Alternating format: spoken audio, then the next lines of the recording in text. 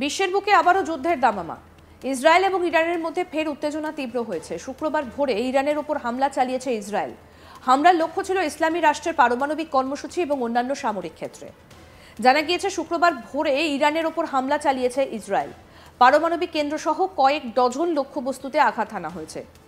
এই বিষয়ে এক ইসরায়েলি সামরিক কর্তা জানিয়েছেন, এই হামলাগুলো ছিল পূর্ব নির্ধারিত সুনির্দিষ্ট সম্মিলিত আক্রমণাত্মক।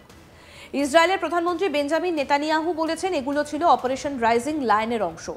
তিনি আরও যোগ করেছেন যে ইরান ইসরায়েলের অস্তিত্বের জন্য হুমকি। এই হামলায় ইরানে হতাহতের ঘটনা ঘটেছে। রাষ্ট্রীয় টেলিভিশন জানিয়েছে এই 4 ঊর্ধ্বতন কর্তা এই ঘটনায় জানে শেষ হয়ে গিয়েছেন। তাদের মধ্যে রয়েছে বিপ্লবী গার্ডের কমান্ডার ইন চিফ হোসেইন সালামি।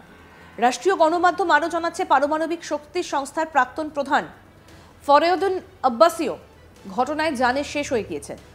ইতিমধ্যে এই হামলার কথা স্বীকার করেছে ইসরায়েল। এই বিষয়ে ইসরায়েলের প্রধানমন্ত্রী বেঞ্জামিন নেতানিয়াহু জানান, কিছুক্ষণ আগে ইসরায়েল অপারেশন রাইজিং লায়ন চালিয়েছে। এটা একটা মিলিটারি অপারেশন। এই অপারেশন চলবে বলেও হুঁশিয়ারি দিয়েছেন তিনি।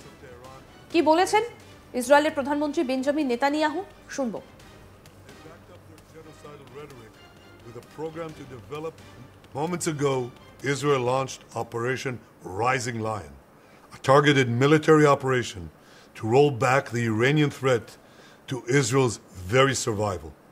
This operation will continue for as many days as it takes to remove this threat.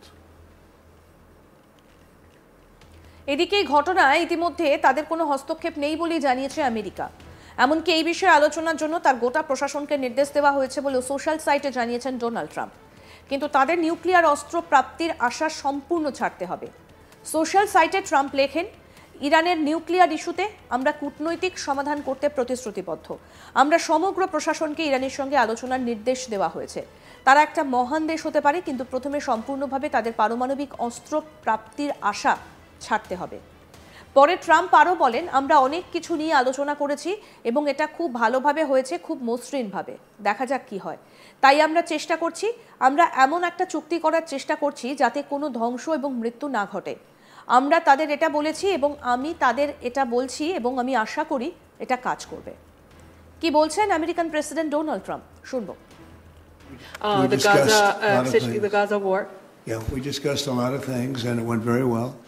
Very smooth. We'll see what happens. You know, we're trying to do something with a country we just spoke about, Iran. I think you should negotiate this. You might be better. I think I'm going to send you today. What a good idea. This could have been the idea of the day. এবার প্রশ্ন হচ্ছে, ইরানের পারমাণবিক ইস্যুতে আলোচনা করতে এত আগ্রহী কেন আমেরিকা? তারা কি নিজেদের পৃথিবীর নিয়ন্ত্রক ভাবতে শুরু করেছে? উঠছে এই প্রশ্নটাও। শুধু তাই নয়, মুখে না বললেও আসলে এই অ্যাটাকের নেপথ্যে তাদের কোনো হাত নেই তো? সেই প্রশ্নটা উঠছে বিভিন্ন মহলে। শুধু তাই নয়, ভালো মানুষের আড়ালে গোটা বিশ্বে যুদ্ধ লাগাচ্ছে না তো তারা? শুনে নেওয়া যাক এই বিষয়ে কি বলছেন আন্তর্জাতিক সম্পর্ক বিশেষজ্ঞ শুভাশিস ব্যানার্জি, শুনুন। ইসরায়েল যে ঘটনাটা আজ ইরানে ঘটিয়েছে, সেই ঘটনাটা আমার কাছে ব্যক্তিগতভাবে ভীষণই নিন্দনীয় এবং ভীষণভাবে মনে হচ্ছে এটা একটা invitation card for a nuclear engagement. তার কারণটা হলো, আজকের ডেটে যখন নিউক্লিয়ার পাওয়ার প্রায় প্রতিটা দেশের কাছে আছে, যখন নিউক্লিয়ার ডকট্রিনস সবাই খুব পরিষ্কারভাবে জানে, তখন একে অপরের নিউক্লিয়ার বেসে অ্যাট্যাক করা বা একে অপরের নিউক্লিয়ার বেসে অ্যাট্যাক করার যে স্ট্র্যাটেজাইজ করা, সেটা কিন্তু কোনো মতেই গ্রহণযোগ্য একটা ডিসিশন হতে পারে না। এই প্র্যাকটিসটা যদি রিপিটেডলি চলতে থাকে, তাহলে আমরা একটা নিউক্লিয়ার ওয়ার বা নিউক্লিয়ার এনগেজমেন্টকে ইনভিটেশন দিচ্ছি এবং সেটা কোনো দিনই কোনো দেশের কোনো মানবিকতা এবং কোনো মানসিকতার পক্ষে খুব একটা স্থিতিশীল অবস্থান সৃষ্টি করবে বলে আমার ব্যক্তিগতভাবে মনে হয় না।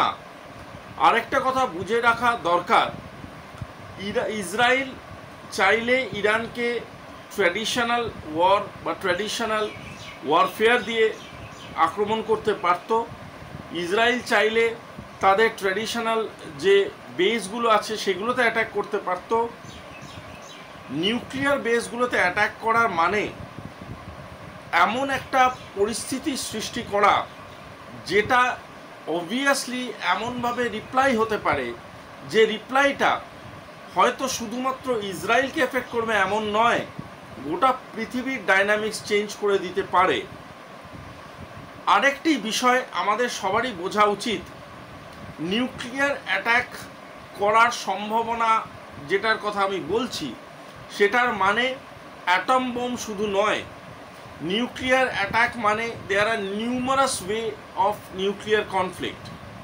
কোনো রকম নিউক্লিয়ার এনগেজমেন্ট স্টার্ট হওয়া মানেই এমন একটা প্রসেসের আহ্বান আমরা জানাচ্ছি যেটা গোটা পৃথিবীর সবকটি দেশের জন্যে শুধু মর্মান্তিক একটা পরিণতি নিয়ে আসবে এবং সেটা কোনোদিনই কোনো রকমভাবেই কোনো সলিউশনের রাস্তা নয়। সুতরাং কনভেনশনাল ওয়ার হতে পারে, কনভেনশনাল কনফ্লিক্টে দুটো কান্ট্রি দুজনের সাথে ইনভলভ হতে পারে, কিন্তু সেটা কোনো মতেই যেন নিউক্লিয়ার ওয়ার বা নিউক্লিয়ার ডকট্রিনকে উপেক্ষা করে এমন কোনো রাস্তা না ধরে যেটা গোটা পৃথিবীর ভবিষ্যৎকে সর্বকালের জন্যে অন্ধকারের দিকে নিয়ে যায়। আরেকটা বিষয়, অ্যাজ এ রেসপন্সিবল পাওয়ার আমার বিশ্বাস ইসরায়েল এই ধরনের ঘটনার জন্যে, এই ধরনের ঘটনা ঘটাবার জন্যে আরেকটু বিবেচনা করবে এবং বাকি যারা রেসপন্সিবল পাওয়ার্স আছে তারাও ইসরায়েলকে দায়িত্বপূর্ণভাবে বোঝাবে যাতে এই ধরনের ঘটনার রিপিটেশন আর তারা না করে। শুনলেন তো কি বললেন আন্তর্জাতিক সম্পর্ক বিশেষজ্ঞ শুভাশিস ব্যানার্জি। এবার আরো একবার শুনে নেওয়া যাক ডোনাল্ড ট্রাম্প কি বলছেন, শুনুন। The Gaza war. Yeah, we discussed a lot of things, and it went very well, very smooth. We'll see what happens. You know, we're trying to do something with a country we just spoke about, Iran. I think you should negotiate this. You might be better. I think I'm going to send you today. What a good idea. This could have been the idea of the day. We'll have Derek get up and negotiate. They are good negotiators, but they're tough. Sometimes they can be too tough. That's the problem. So we're trying to make a deal so that there's no destruction and death. And we've told them that, and I've told them that, and I hope that's the way it works out. But it might not work out that way. We'll soon find out. Yeah, please. Mr. President, in 2020... As we come together to invest in the future of our country. And what is the main impediment? We have a meeting with Iran on Thursday, so we're going to wait till Thursday. And what's the main impediment to getting a deal? Well, they're just asking for things that you can't do. They don't want to give up what they have to give up. You know what that is. They seek enrichment. We can't have enrichment. We want just the opposite. And so far, they're not there. আরো update পেতে দেখতে থাকুন আজ তাক Bangla. Subscribe করুন, notification পেতে bell button option press করুন, হোয়াটসঅ্যাপেও follow করুন আজ তাক বাংলা।